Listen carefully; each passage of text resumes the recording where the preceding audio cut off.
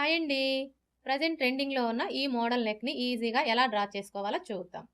ఈ మోడల్ నెక్‌కొచ్చేసి మనం నార్మల్ బ్లౌజ్‌కి నెక్ పొడవు ఎంతైతే తీసుకుంటామో దానికంటే ఒక 1 ఇంచ్ ఎక్స్‌ట్రా తీసుకోవాలి. అర్థమైంది కదా! మీ బ్లౌజ్‌కి మీరు నెక్ పొడవు ఎంతైతే తీసుకుంటారో దానికంటే ఒక 1 ఇంచ్ ఎక్స్‌ట్రా అయితే మార్క్ చేసుకోండి. ఇక్కడ నేనైతే నెక్ పొడవు వచ్చేసి 6.5 ఇంచులకి ఒక 1 ఇంచ్ కలుపుకొని 7.5 ఇంచులకైతే మార్క్ చేస్తున్నానండి. ఇప్పుడు ఇదే 7.5 ఇంచుల్ని ఇక్కడ కూడా మార్క్ చేసుకొని స్ట్రెయిట్‌గా ఒక లైన్ డ్రా చేసుకోవాలి.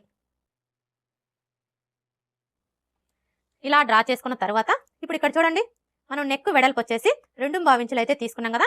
కానీ ఈ కింది వైపు వచ్చేసి ఈ 2.5 ఇంచులకి ఒక హాఫ్ ఇంచి లేదా 3/4 ఇంచి కలుపుకొని మార్క్ చేసుకోవాలి. ఇక్కడ నేనైతే 2.5 ఇంచులకి ఒక హాఫ్ ఇంచి కలుపుకొని 2.3/4 ఇంచులకి మార్క్ చేస్తున్నానండి. ఇలా మార్క్ చేసుకున్న తర్వాత ఇప్పుడు ఈ 2 మార్కింగ్‌లని కలుపుతూ స్ట్రెయిట్‌గా ఒక లైన్ డ్రా చేసుకోండి.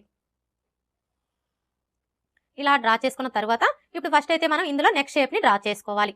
చూడండి, ఈ నెక్ షేప్‌ని డ్రా చేసుకోవడం కోసం ఈ కింది వైపు నుంచి టేప్‌ని ఈ విధంగా పెట్టేసుకొని 2.5 ఇంచులు లేదా 3 ఇంచుల దగ్గరకు ఒక మార్క్ చేసుకోవాలి. ఇక్కడ నేనైతే 3 ఇంచులకి మార్క్ చేస్తున్నానండి.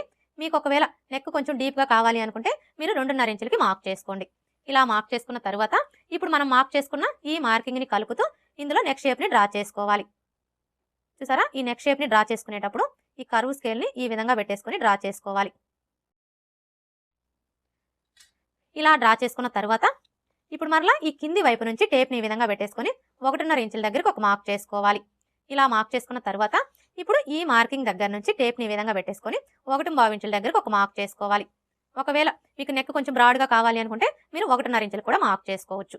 ఇలా మార్క్ చేసుకున్న తర్వాత ఇప్పుడు ఈ 2 మార్కింగ్‌లని కలుపుతూ కొంచెం కర్వ్ షేప్ వచ్చేలాగా డ్రా చేసుకోవాలి.